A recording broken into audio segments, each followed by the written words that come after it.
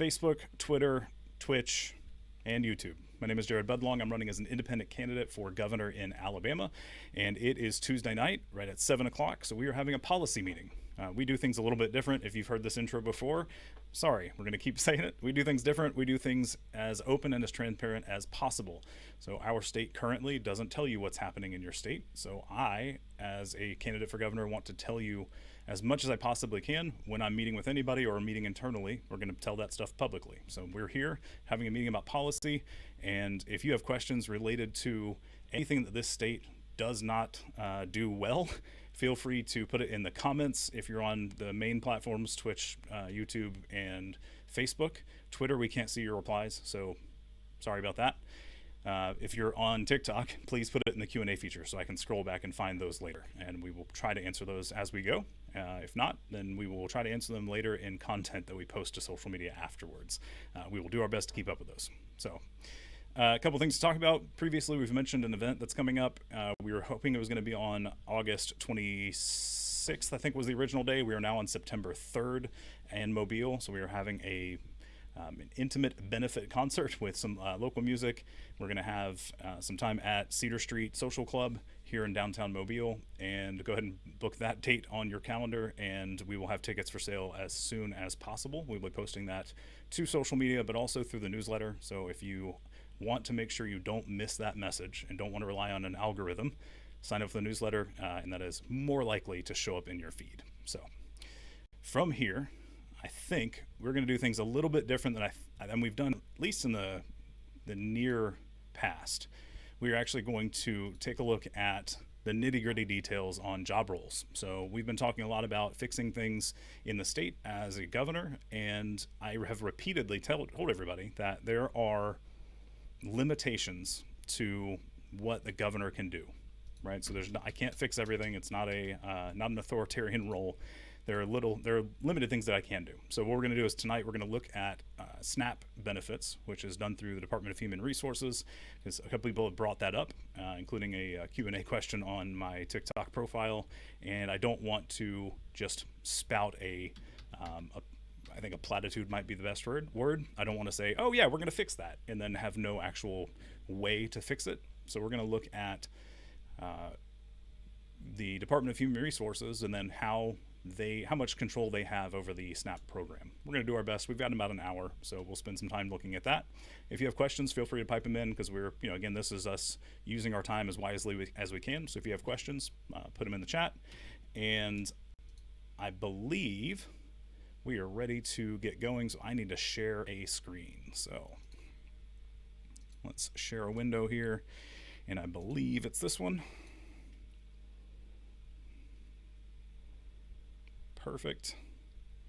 We're going to ignore that, and we're going to unpin my face so that this one goes larger for everybody else. That should be coming through, except we are partially blocked. So I'm going to take off the policy meeting. Actually, we'll take off the scrolling one off the bottom. Yeah, it's close enough. Okay. All right. So if we look for Department of Human Resources, that is going to be under just general state government. So that's Title 41 of the Code of Alabama 1975. So we're going to click on Title 1, and then we're going to scroll down, and we're going to look for, I believe it's the Department of Human Resources. Let's see. So if we say human, nope. Maybe I was looking at our, maybe looking at funding. So let's see. I think I was looking at funding yesterday. That's one of the cues we were looking at, so we've got to figure out who funds it. Let's see, public welfare, that's probably 38. Let's try that. And we are going to look for our human resources. I really wish that this was a more well put together site, but it is very hard to reference. So let's do Department of Human Resources, Alabama, and we're just going to do a quick search for code.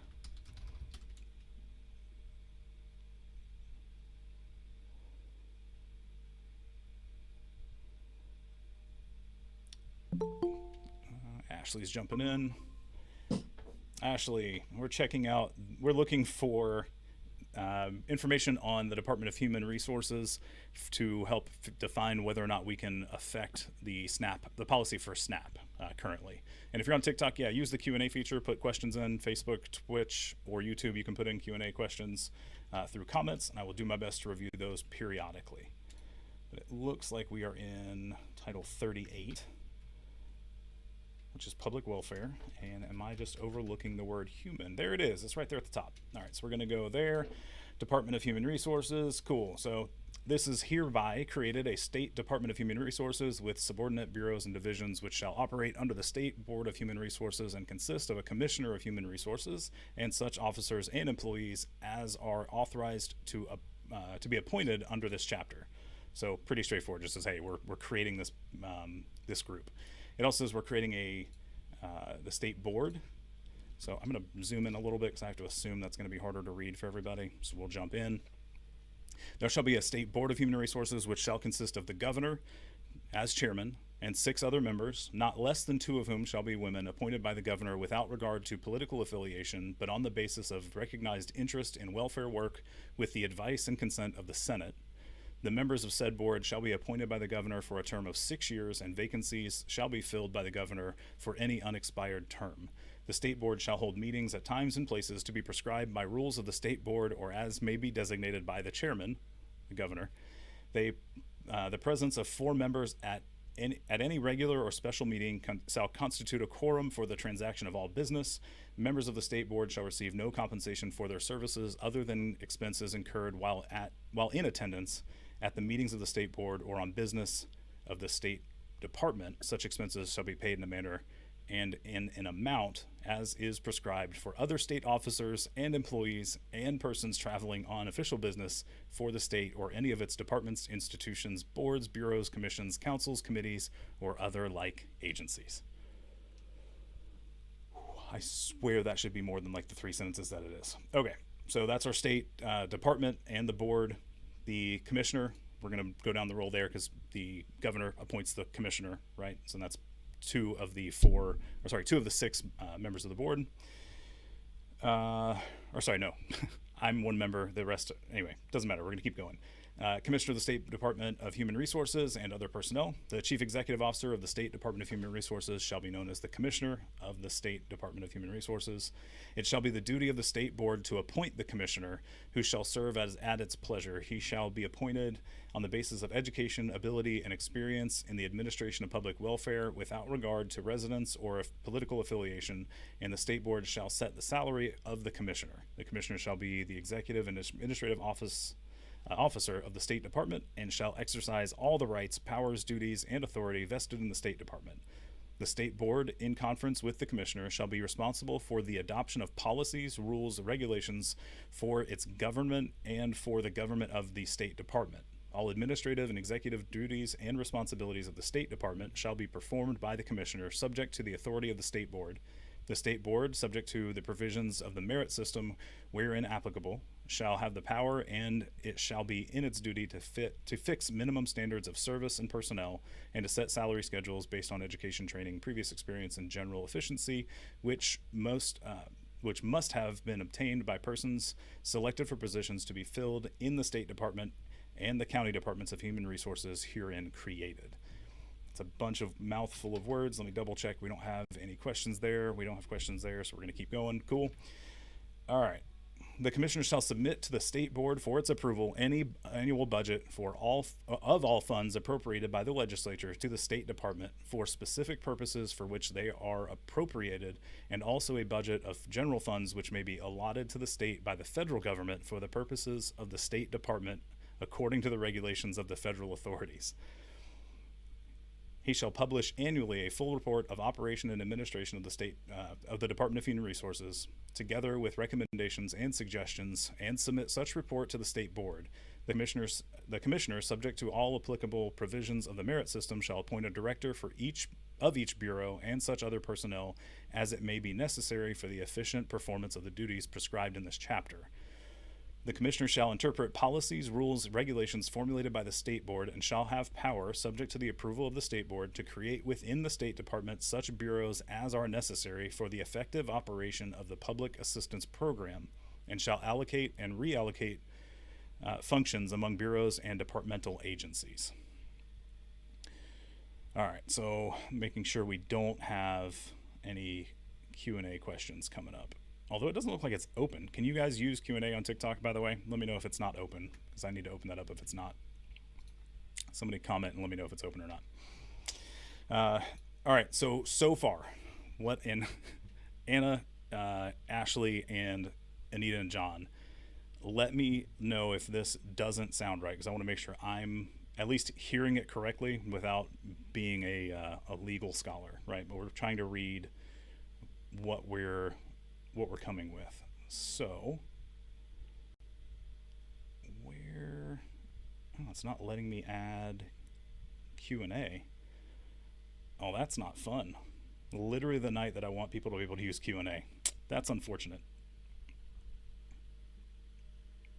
That's super unfortunate. Comment settings. Hey, Heather. Well, this was supposed to let us have Q&A features on, and it's not for some reason. So we're going to have to keep moving. Sorry, guys. Hangout, Taylor, ping me and let me know if we have questions. I'll keep an eye on the other platforms as well.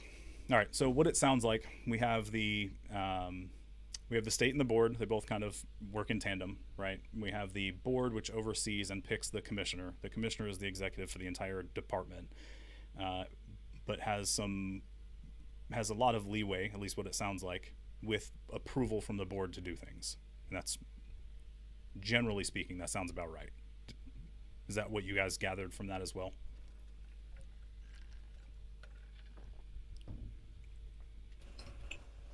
Yes. Cool. Okay. Making sure I'm not mishearing what I'm reading, right? All right. So we'll go back one step. What is our next one down? So legal counsel, not super worried about right now, because you can hire lawyers essentially. So allocation of funds, this becomes important because people are asking about expanding the benefits and figuring out how that gets administered. So let's talk about funding. State Department, subject to the approval of the state board, shall allocate such federal and state funds for public assistance, administration, and services as are available in a manner that assures equitable treatment of the needy individuals in similar circumstances throughout the state. The allocation of these funds shall be based on the relative welfare needs in the several counties. In determining the relative welfare needs of the several counties, consideration shall be given to the number of persons eligible to receive public assistance, the financial needs of those eligible persons, and the cost of administration and services. All of the factors shall be determined in accordance with uniform standards set by the State Department, subject to the approval of the State Board, which standards shall in no case contravene the Social Security Act and the rules and regulations promulgated thereunder. The method of determining the needs in the several counties shall be uniform throughout the state. Funds allocated shall be expended in a manner prescribed by the State Department, subject to the approval of the State Board. So pretty straightforward there. So the thing that we've got to double check is that the Social Security Act and rules and regulations don't hinder increasing who can get access to funding. So the concern that somebody brought up, so we're all on the same page, the concern that's been brought up several times is that the level of the level at which you can no longer apply and receive SNAP funding or SNAP benefits is right at the point where it basically, if you're earning right above that level, and it depends on how many people are in the household, but if you're earning right above that level, you are making enough to no longer get benefits, but not enough to typically continue surviving. So you need a bigger jump in pay. You can't just cross the threshold. You kind of have to like leap past it in order to keep surviving, keep making enough money to fund your to keep your household fed with food based on that income level. So if we look at, just so we're all on the same page, if we do Alabama SNAP eligibility, and if we go to the AO website, this is the rough one. You can put in calculations to look at annual spending or annual income, but essentially if you have one person, you can't make more than $1,396 gross per month with a net income, which counts for the approved deductions a little bit lower down. So TikTok, you can't see this, but I'll read out a few in a second. A net income of no no more than $1,074.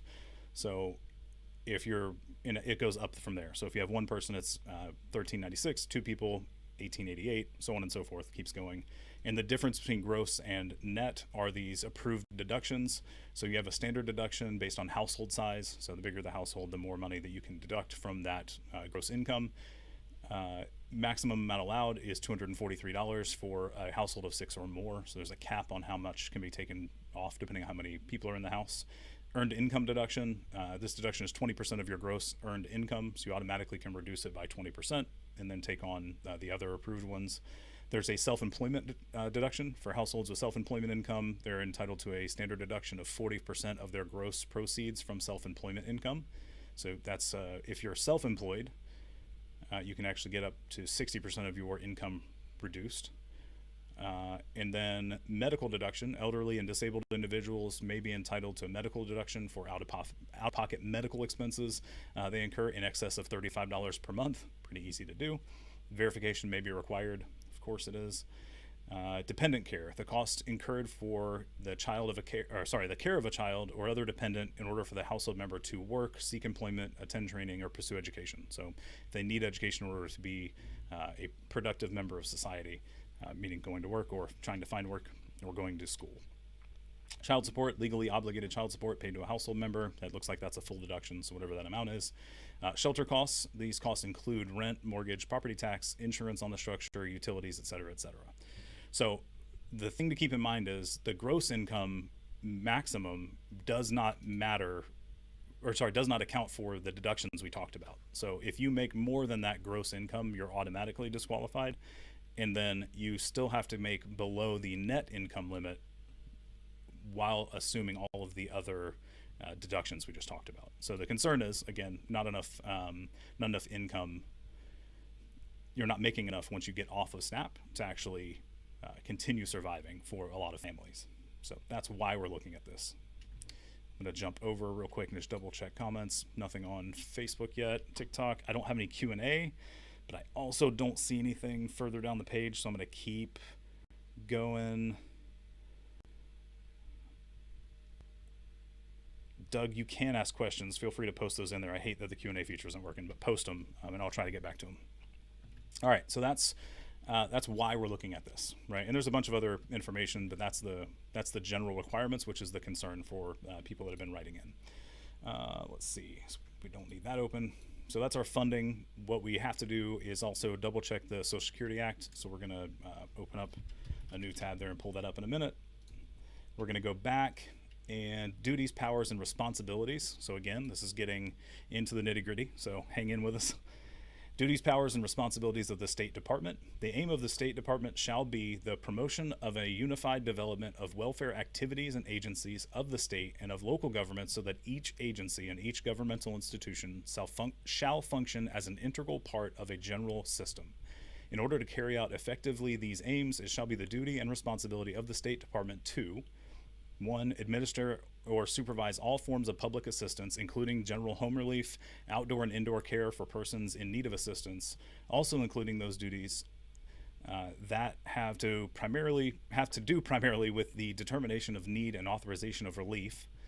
So 2, exercise all the powers, duties, and responsibilities previously vested by law into the State Child Welfare Department, which is no longer in existence. That's being brought into a different area.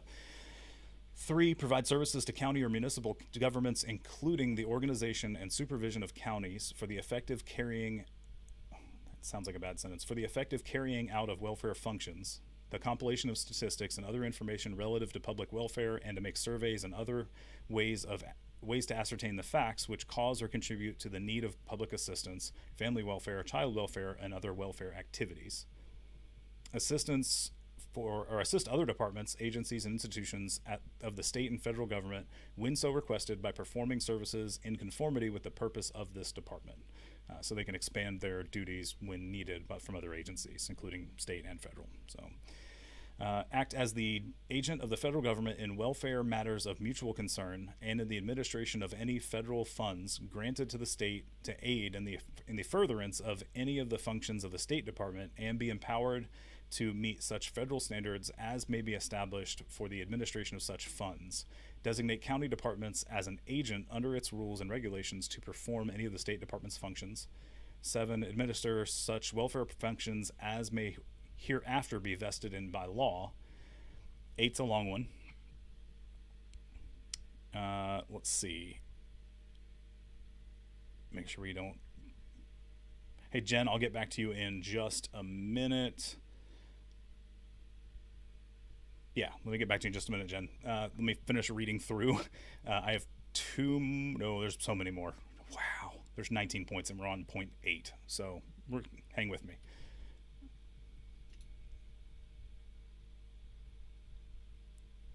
Oh, Christina just joining us on Facebook and pointed something out that whether or not it's supposed to is a different question, but they're saying that child support is counted even if you aren't getting it.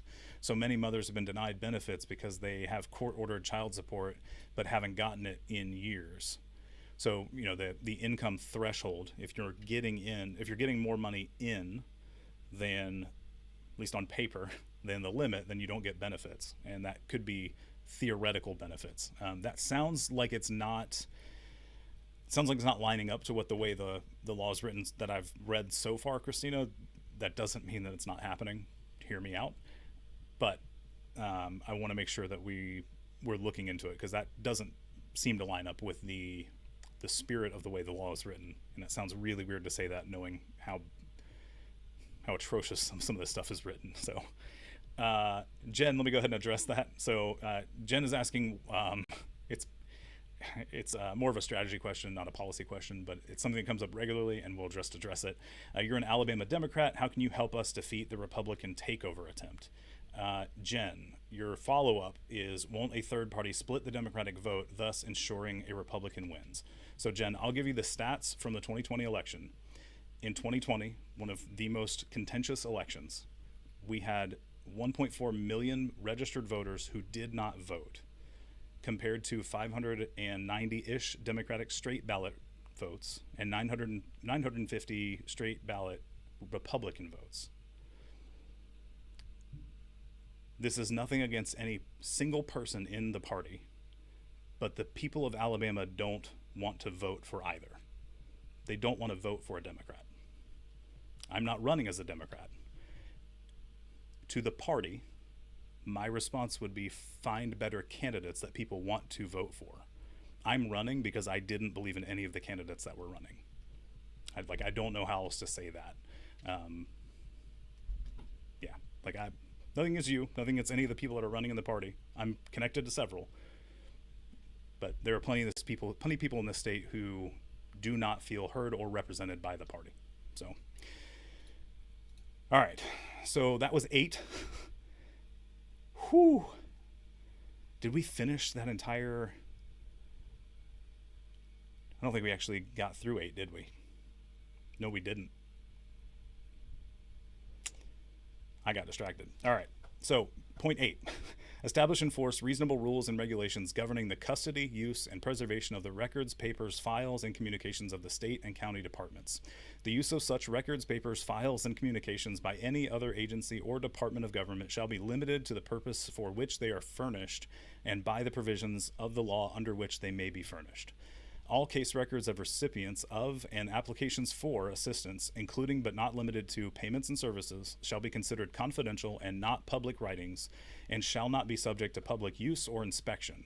At each session of the Circuit Court, however, the Director of Human Resources in each county shall, upon request, submit to the grand jury a list of persons receiving public assistance in the county or division of the county covered by the court, and the grand jury may examine the list of public assistance recipients within the county and make such investigation in regard thereto as may be necessary to verify the accuracy of the same.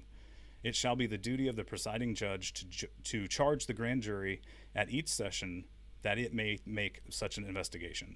The information obtained through either the state or county departments of human resources by the grand juries in investigations shall be subject to the same safeguards with respect to the confidential nature of such information as prevails with respect to such records and information while in custody of the county or state departments of human resources. Confidential information concerning children and their families and applicants for and recipients of public assistance, including but not limited to payments and services, shall not be used or disclosed for any purpose not directly connected with the administration of public assistance or the investigation thereof by grand juries. Any violation of this provision shall be a misdemeanor and punishable accordingly. All right.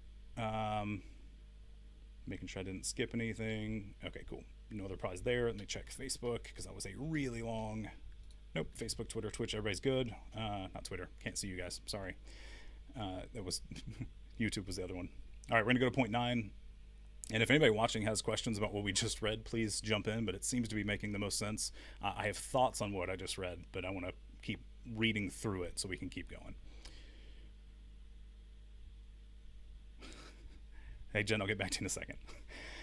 Point 9, cooperate with the State Department of Corrections or with any pardon or parole authority in the state of Alabama by making necessary investigations with reference to families or dependents of persons committed to state penal institutions in the discharge of its responsibility with reference to dependent or neglected minor children whose parent or parents may be inmates of any prison or jail. The State Department of Human Resources shall cooperate and advise the State Department of Corrections and with the officials of the courts committing said parent or parents to the jail or prison to the end that as full protection as possible may be afforded the families and children of said prisoners. I think I need to reread that one because I did not, the way it's written didn't make sense. So I'm going to reread it again. Number 9, cooperate the State Department of Corrections or with any pardon and parole authority of the state of Alabama by making necessary investigations with reference to families or dependents of persons committed to state penal institutions in the discharge of its responsibility with reference to dependent or neglected minor children whose parent or parents may be inmates in any prison or jail. The State Department of Human Resources shall cooperate and advise the State Department of Corrections and with the officials of the courts committing said parent or parents to prison or jail to the end that as full protection as possible may be afforded to the families and children of said prisons. Okay, so in theory, they're supposed to look into everything and try to keep families and kids taken care of. That's what that sounds like it's supposed to do. I'm not sure it's being done, but that's what it's supposed to happen. Jen, don't agree, but running against a Democrat in this election will hand the Republicans a win. No, sorry. I thoroughly disagree. The point is, nobody wants to vote for the candidate that your party presented us. Say nobody. Very few people. It's not my fault. Don't blame me. Blame your party and talk to them. All right. Point 10, seek out through investigation complaints from citizens or otherwise the minor children in the state who are in need of its care and protection and shall, as far as may be possible, through existing agencies, public or private, or through such other resources, aid such children to a fair opportunity in life. I like the way that's written. We're putting that in my separate note file. Hold on. That one is, I find that one super important. All right, so this is section 3826, section 10. So 3826 and section 10. All right, I really like the way that's phrased. Cool. All right, section 11, advise the judges and probate officers of the juvenile courts of the several counties of the state and aid in perfecting the organization and work of such courts. Cool. That's actually super important also because the juvenile court system is rough in our state as well. All right. Section 12, exercise the right of visitation and inspection of all state, county, municipal, and other agencies and institutions, public or private, receiving, placing, or caring for dependent or neglected minor children for the purpose of ascertaining from time to time the capacity and adequacy of the facilities offered by these agencies and institutions for the care of such children, the manner, character, or way in which such children are cared for in such institutions or agencies, the children who are in such institutions, the facts showing their social status, and the source of income and cost of maintenance, and the way in which such children are received into and dismissed from such institutions and agencies. Whew, that was a mouthful. Something of note that I've heard from a few people who are involved in like the foster care system, which is under this umbrella, is that they have foster care kids sleeping in their offices. So like, we need to be using point 12 a bit more thoroughly. So that should not be the case long term. Like I get a one-off situation where something you can't get somebody into a home or something else, but they're talking regularly. Kids are sleeping in offices. So, whew, okay. Point 13, license. I'm not even cool. Biennially, all institutions and agencies except those under state ownership and control caring for, receiving, or placing minor children, and to revoke such license for cause. I think I pronounced that word wrong. If anybody wants to correct me, that'd be great.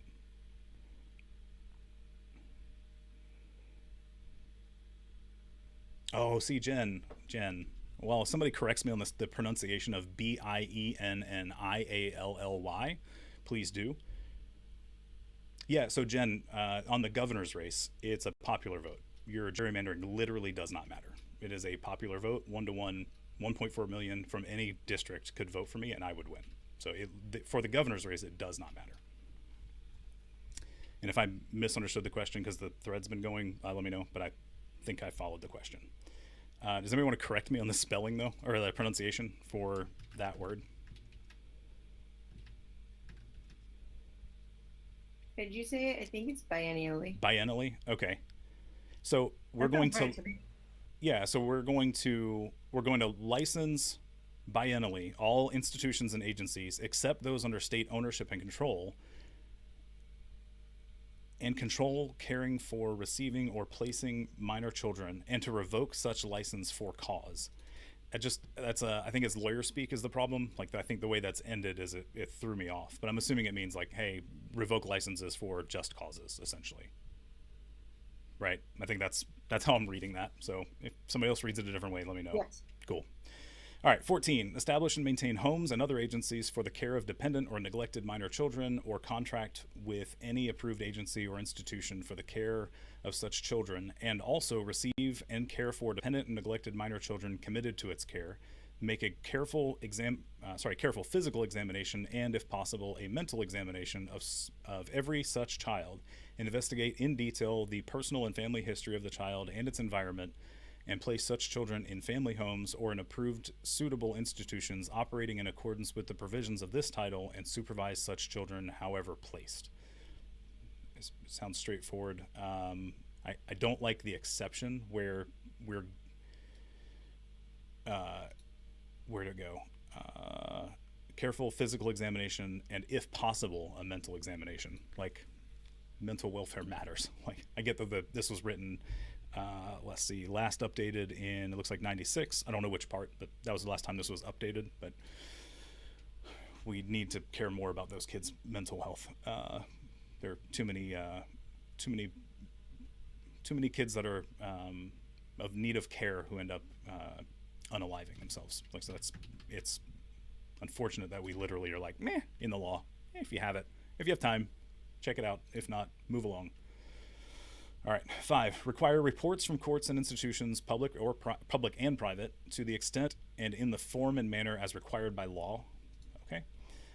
16, solicit, receive, and hold gifts, devises, and bequests of money, real estate, and other things of value to be used in the support, development, and carrying on of its work. So we can solicit specifically for that. Okay, I like this. So I just like, this is me thinking out loud, right? We talked to Daryl from End Poverty, Make Trillions, and his point was that the federal government has a plan or a program currently that they're trying to pilot in various states to test out doing a I forgot what he called it. It's not quite a UBI because not everybody gets it. It's everybody gets it until you hit a certain income level, and then you roll off your benefits. So everybody gets the cost of living, and then as you get above the cost of living, or as you get above a certain threshold for your your externally earned income, you roll off your benefits. So you don't, not everybody continues to get $38,000 or whatever it is. It rolls off as you start making some more and eventually goes to zero. And that's in an effort to reduce the financial impact of the program. So the point, though, is that everything we're reading so far says, hey, this department, which the board is in control of a lot of the decisions that the department makes, including the hiring of the commissioner. And I pick the board. I'm also on the board. So to me, that sounds not like 1-to-1 ratio, like Jared can make a decision, but I would have a lot of influence in being able to request additional funding, or shall we say solicit additional funding from the federal government, and then implement that through the Department of Human Resources and apply that maybe that minimum wage piece, right? So we'll keep reading because there might be some caveats in here, but we're gonna keep going. But I like the way this is reading so far. It wasn't related to SNAP directly, which was the original intent, but it's looking good for the pilot program at least. All right, administer and exercise all responsibility for the food stamp program. So that's the next point. It's point 17. All right, administer and exercise all responsibility for the food stamp program, with the caveat from earlier about the rules from the it was in another section, but the section about the Social Security Act, right? So all the rules and everything, the responsibility rather, is through Department of Human Resources. Establish rules and standards for the inspection, approval, and operation of foster homes for adults, which serve only the individuals who are eligible for adult foster care services and are referred and placed by the Department of Human Resources. Curious where that eligibility is posted later. We'll have to look at that. And then lastly, point 19, establish rules and standards for the inspection and approval of adult daycare centers and adult daycare homes with whom the Department of Human Resources contracts or otherwise agrees to purchase adult daycare services. Okay, so we create our own standards and rules in our state. We don't have to follow, as far as I'm aware, I haven't seen anything that says we have to follow federal regulations, which sounds about right for our state. But that also means we can set our own standards and improve those from where they are now. All right, I'm going to check some comments and make sure I'm not overlooking anything. Looks like we're good. Scroll back up a little bit.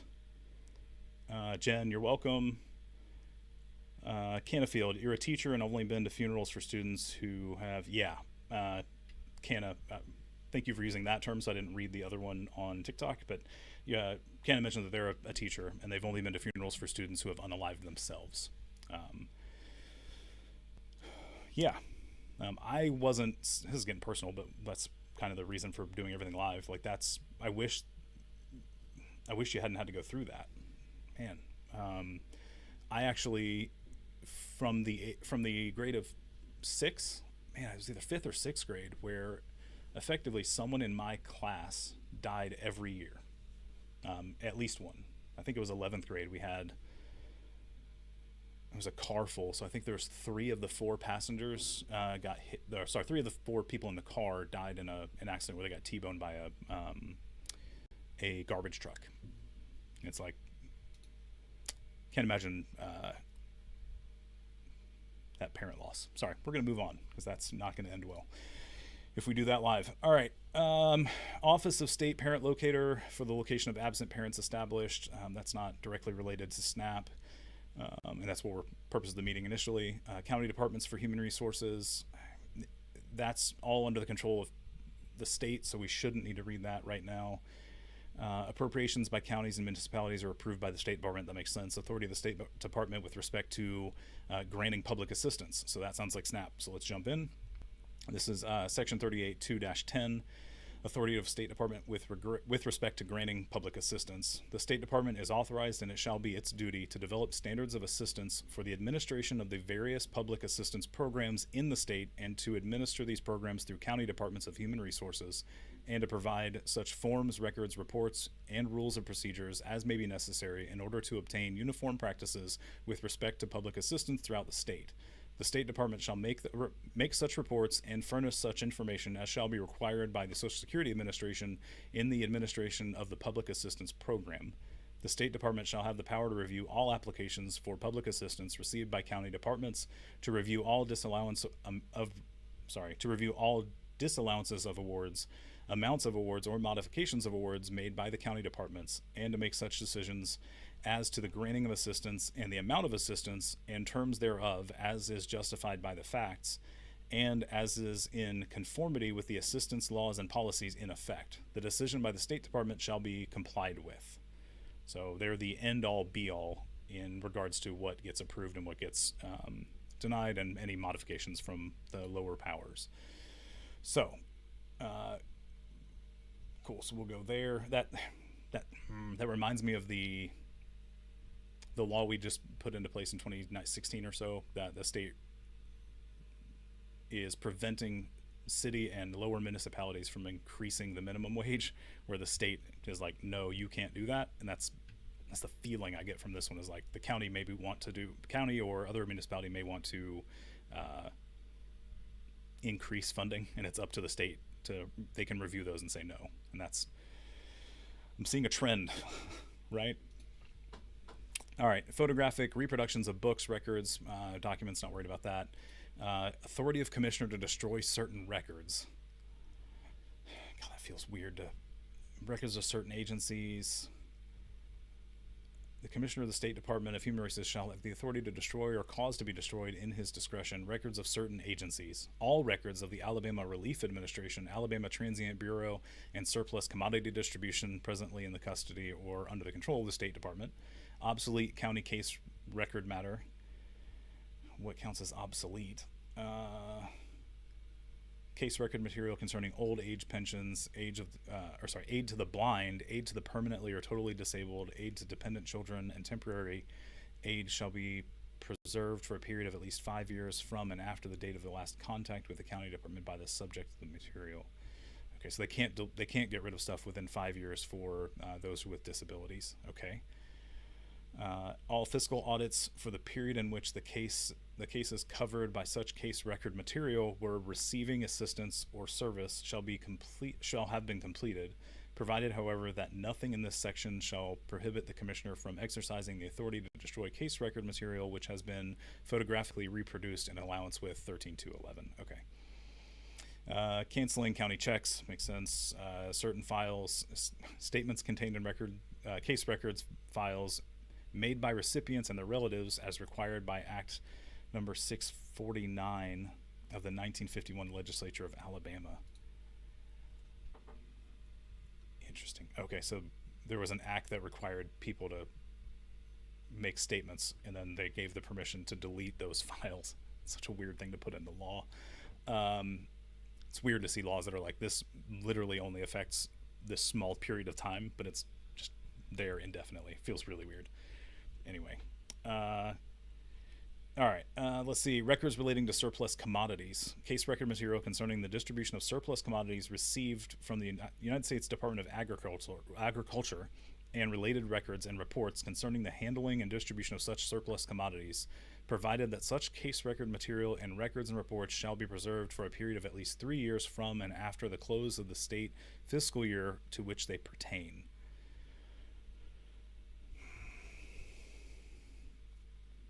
Does that read weird to anybody else? That's an actual question. Like that reads like a loophole to me. I might be reading too much into it. That reads like a loophole, right? It's like, oh yeah, like the federal government's going to give you surplus commodities, and this guy can just delete the record that we ever sent it to you after 3 years. So like that, I read that as like we can't go back and see how much we've ever received in surplus commodities from the federal government, in theory, because they could have just been all destroyed, and it's all legal. We can't do anything about it. That feels super weird. All right, I should stop being surprised by the things that I read, but lo and behold, here we are. All right, last on this section. In effecting the destruction of records permitted by this section, the commissioner shall establish reasonable rules and regulations ensuring that the confidentiality of records shall be preserved during the process of destruction. So, oh yeah, and you can do it all in secret. That's how I read that. Okay. Let's see. Bonds of officers in State Department of Human Resources. So that's, I don't know. Before entering upon the duties of their respective offices, the Commissioner of Department of Human Resources and other public welfare officers shall execute to the state of Alabama a bond to be approved by the governor in amounts to be fixed by the State Board of Human Resources for the faithful performance of their duties. Okay, they actually have to. They have to submit a bond saying they're going to do their job. Interesting. I think the governor has to do the same thing, if I remember off 6 months ago when I was looking at everything. Anywho, okay. So all of that seems straightforward. And if I go back one more, we are now outside of human resources, and SNAP is all under human resources. So everything here sounds like it's under full control of the state board and Department of Human Resources, unless it goes against the Social Security Act from the federal government. Are we all on the same page there from what we just read through?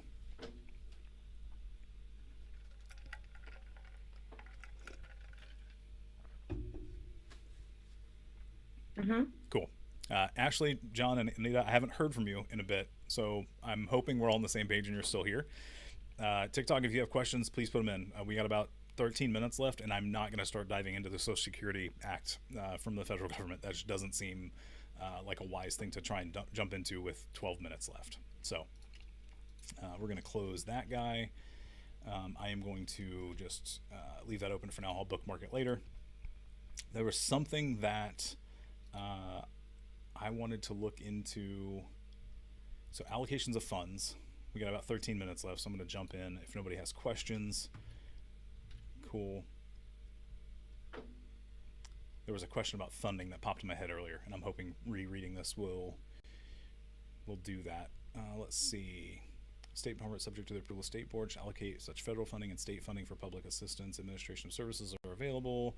Allocation of these funds should be based on relative welfare, determining relative welfare for counties, so on and so forth. All factors determined in accordance with uniform standards. Man, there was something that stuck out to me earlier that we were going to look at the finances, the finance department, but I don't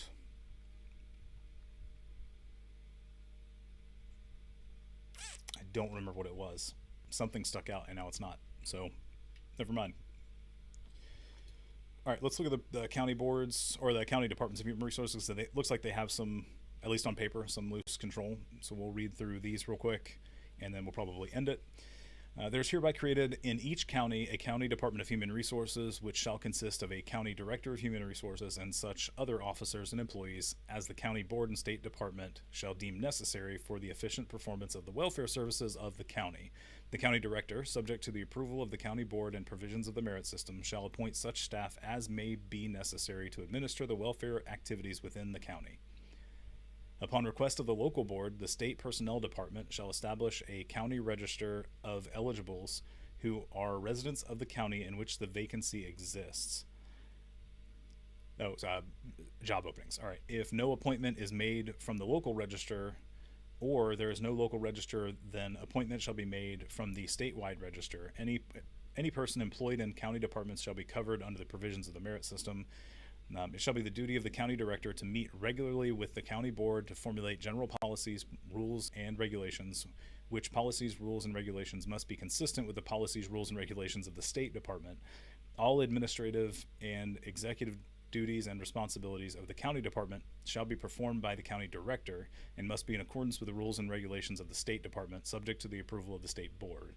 These duties and responsibilities shall include relief to persons in need of assistance, the performance of family welfare services, the care of children who are dependent, neglected, under insufficient guardianship, or otherwise handicapped, and such other child care services as shall be directed to it by the State Department of Human Resources, and the investigation of applications for admissions to and discharges from the county institutions providing care and treatment to indigents.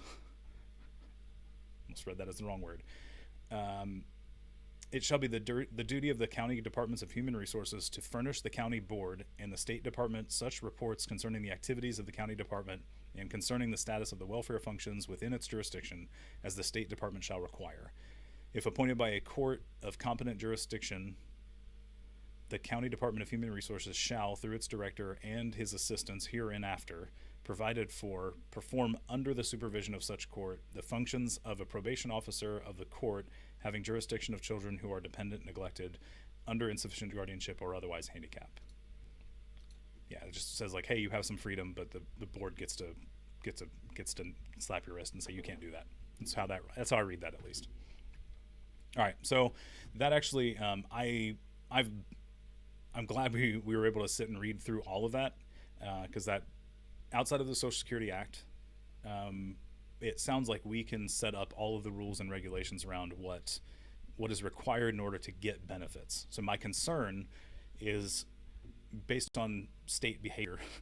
My concern is that the Social Security Act has a calculation off of minimum wage, and that is where the limit, the threshold is set, or in relation to the minimum wage, which in our state we don't have one. We rely on the federal minimum wage, so that's $7.25 an hour, and I have a feeling that that's what it feels like, because our state has pushed back really hard about increasing the minimum wage, and stopping that at any possible chance of the cities doing it.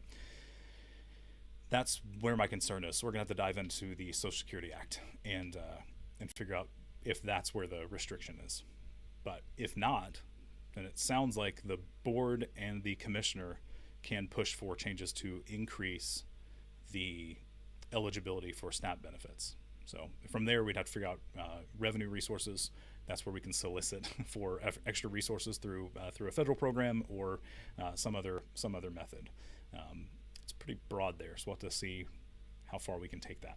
But that's a whole nother conversation. It is 7:53, so I think we'll end the stream here.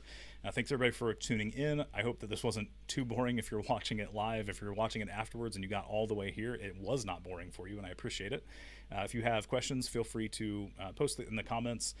TikTok, you can't do that after we go live, but Facebook, Twitter, and YouTube, put it in the comments. Twitch, those videos disappear, so you can put it in the comments and I'll try to get to it, but they won't stay around forever, so pick another platform. And then this would be my call to action for anybody who's watching this, and you're still watching this, whether live or in post. If you like what we're trying to do, and you like the ideas that we're presenting, the things that we're trying to accomplish, please get involved. So the only way this is going to work is if we reach the 1.4 million people we were talking to Jen about earlier. We have to reach those people. So we need everyone to get involved and talk to their communities, talk to their neighbors, talk to their friends, talk to their coworkers. And you don't have to make it awkward. Just talk about the way the state is treating people and start that conversation. We have time. As of the recording of this video, we have 85 days until the elections. November 8th, you have to get registered by October 24th. Please make sure you're registered as soon as you possibly can. If you're turning 18 before the 24th, register the as soonest moment you can. And make sure you're talking to everybody else. So we're trying to make a change. We want to do it in a way that actually gives more equitable access to healthcare and education for everybody across the state and fixes the prison system. That's the three key points for the campaign. It's on everything that we post pretty much. But there are other things that are broken, like the SNAP program, and we're happy to look into stuff like that to see what we can do from a position of the governor to actually implement some change. And if I can't do it as governor, I will push for that change as long as it's helping the residents of our state.